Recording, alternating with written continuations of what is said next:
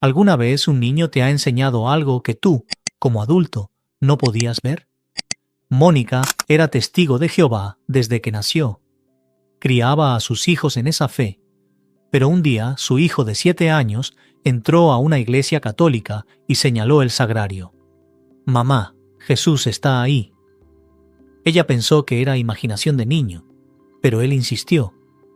Y esa insistencia la llevó a descubrir algo que 38 años de doctrina no le habían mostrado.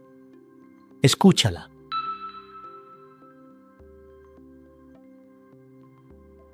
Mi nombre es Mónica Guadalupe Herrera Ortiz. Tengo 38 años, soy de Puebla, México. Y hace 2 años, mi hijo de 7 años me dijo algo que destruyó todo lo que creía sobre Dios. No fue en un momento espiritual. No fue durante un estudio bíblico. Fue el 6 de enero de 2024, Día de Reyes Magos, mientras caminábamos por el centro de Puebla. Mi hijo Santiago señaló una iglesia católica y me dijo: «Mamá, Jesús está ahí adentro, en esa caja dorada». Yo lo regañé. Le dije que eso era mentira, que los católicos adoran ídolos. Pero él insistió. Y esa insistencia me llevó a descubrir que durante 38 años había servido a una organización creyendo que servía a Dios. Crecí como testigo de Jehová de 3ª generación. Mis abuelos fueron de los fundadores de nuestra congregación en Puebla en los años 60. Mis padres son ancianos respetados. Yo fui bautizada a los 15 años, me casé con Sergio, también testigo, a los 24. Tuvimos 2 hijos, Santiago y Ana.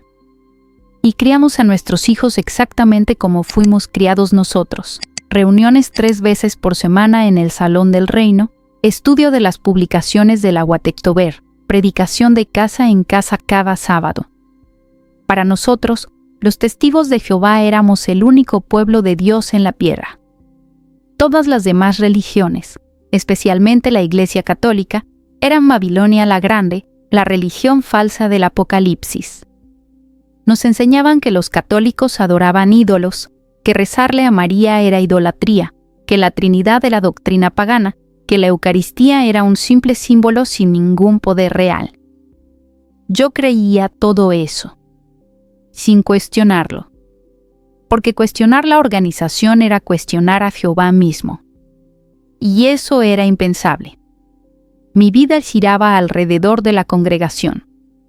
Predicaba al menos 10 horas al mes tocando puertas. Asistía a todas las reuniones sin falta. Estudiaba las publicaciones de la Guatectober cada semana. Preparaba a mis hijos para que fueran buenos testigos. No celebrábamos cumpleaños, no celebrábamos Navidad, no celebrábamos Día de Reyes. Todo eso era de origen pagano. Pero el 6 de enero de 2024, aunque nosotros no celebrábamos el Día de Reyes, las calles de Puebla estaban llenas de familias festejando. Niños con juguetes nuevos, roscas de reyes en las panaderías, ambiente alegre. Santiago, mi hijo de 7 años, me preguntó por qué otros niños recibían regalos y él no. Le expliqué, como me habían enseñado, que los Reyes Magos eran una tradición católica sin base bíblica, que Jehová no quería que participáramos en esas festividades mundanas. Santiago asintió, pero vi tristeza en sus ojos. Para distraerlo, lo llevé con su hermanita Ana al centro de Puebla a comprar un helado.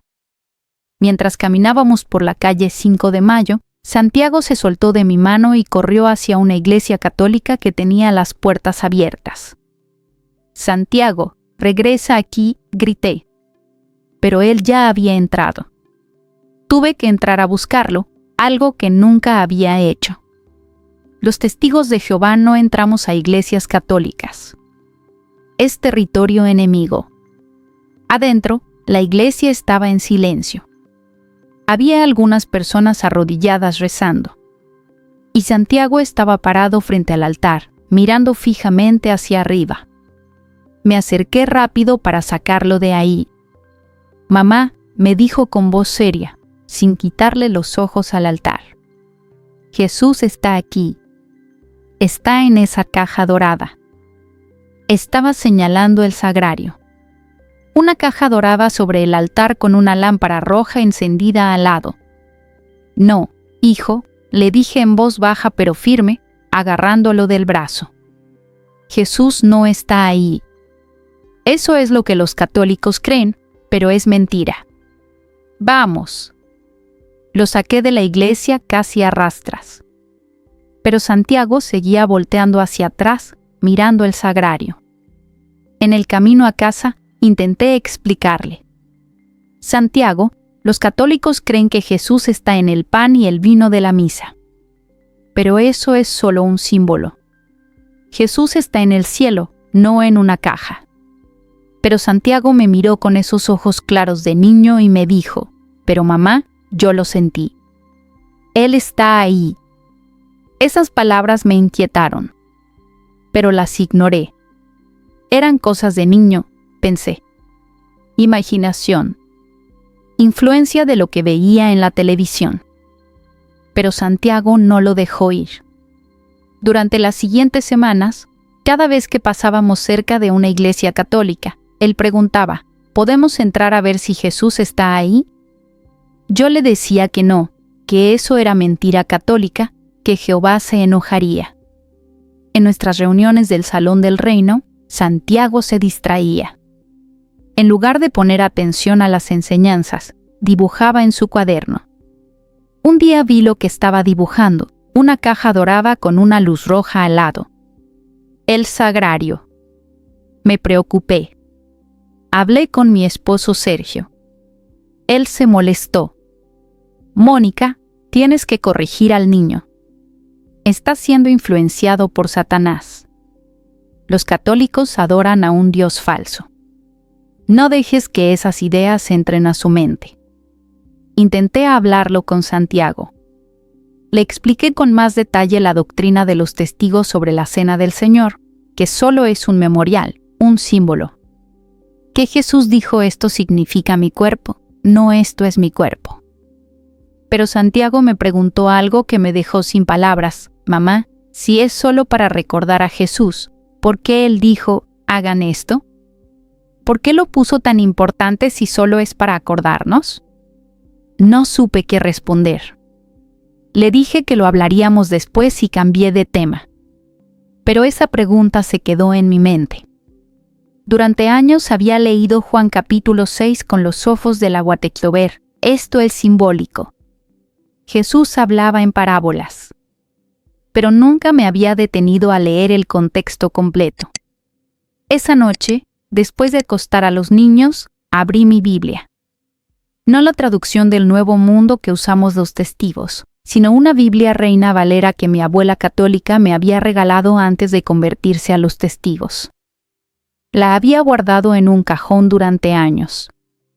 Leí Juan 6 completo.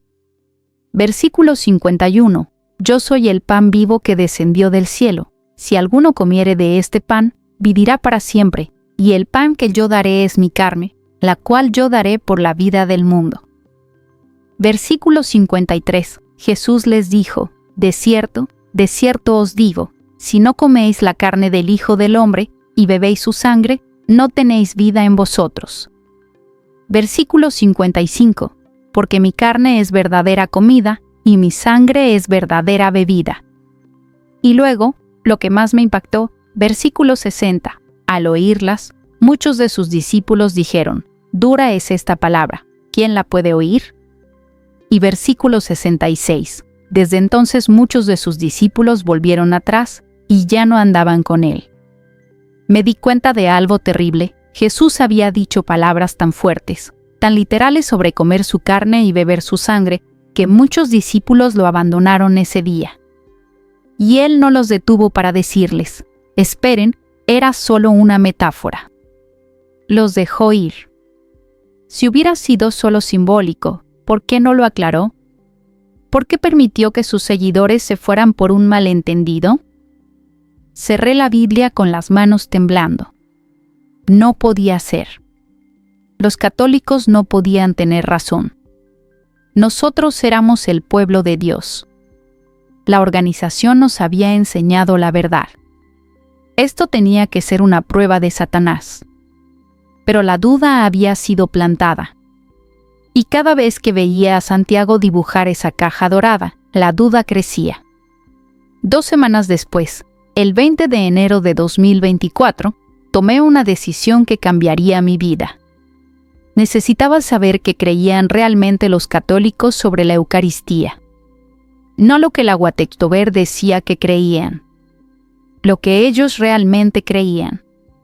Busqué en Internet. Encontré videos de sacerdotes católicos explicando la doctrina de la transubstanciación, de la presencia real de Cristo en la Eucaristía. Leí documentos de la Iglesia primitiva. San Ignacio de Antioquía en el año 107 después de Cristo, discípulo directo del apóstol Juan, escribiendo: «La Eucaristía es la carne de nuestro Salvador Jesucristo». San Justino Mártir en el año 150 después de Cristo, describiendo cómo los cristianos creían que el pan y el vino eucarísticos eran la carne y sangre de aquel Jesús encarnado. Esto no era invención medieval. Era fe de los primeros cristianos, los que habían conocido a los apóstoles. Y entonces me golpeó una pregunta devastadora: si la Iglesia primitiva creía en la presencia real, y nosotros los testigos de Jehová afirmamos restaurar el cristianismo original, ¿por qué nuestra doctrina contradice la de los primeros cristianos? Pasé noches sin dormir investigando. Leía a escondidas de Sergio. Cada descubrimiento era como un golpe. La Trinidad que nos habían enseñado que era invención del siglo IV ya estaba en los escritos del siglo II. La veneración de María, que nos decían era idolatría pagana, aparecía en las catacumbas del siglo III. La estructura jerárquica de obispos, que nos enseñaban era corrupción, estaba documentada en las cartas de San Ignacio. Todo lo que la Guatectober nos había enseñado sobre la gran apostasía no cuadraba con la evidencia histórica. Finalmente, el 3 de febrero de 2024, tomé la decisión más difícil de mi vida. Iría a una misa católica. Sola. Sin decirle a nadie. Llegué a la Catedral de Puebla a las 12 del mediodía. Había una misa a las 12:15. Me senté en la última banca, nerviosa, sintiendo que estaba traicionando a Jehová, a mi familia, a todo lo que conocía. La misa comenzó. No entendía todo. No sabía cuándo arrodillarme, cuándo responder. Pero algo en la liturgia, en la reverencia, me tocaba de una forma que nunca había experimentado en el salón del reino. Luego llegó el momento de la consagración. El sacerdote elevó el pan: «Tomen y coman todos de él, porque esto es mi cuerpo». Luego el cáliz: «Tomen y beban todos de él, porque este es el cáliz de mi sangre». Y en ese momento pasó algo que no puedo explicar con palabras. Sentí una paz que no era mía. Una paz que quitó toda la ansiedad, toda la confusión, toda la duda que había estado cargando durante semanas. Y escuché, no con los oídos, pero con el corazón: «Aquí estoy. Tu hijo tenía razón». Empecé a llorar en silencio. La gente a mi alrededor probablemente pensó que estaba loca. Pero yo acababa de entender algo. Mi hijo de 7 años había visto lo que yo, con 38 años de doctrina de los testigos, había sido incapaz de ver. Que Jesús estaba realmente presente en la Eucaristía. Los siguientes meses fueron los más difíciles de mi vida. Seguí investigando, ahora con más urgencia. Leí el Catecismo de la Iglesia Católica. Leí a los padres de la Iglesia. Leí Apologética Católica. Y cada vez estaba más convencida de que la Iglesia Católica era la Iglesia que Cristo había fundado. Pero sabía que aceptar esa verdad significaba perderlo todo. En marzo de 2024 le conté a Sergio. Fue devastador. Él me gritó.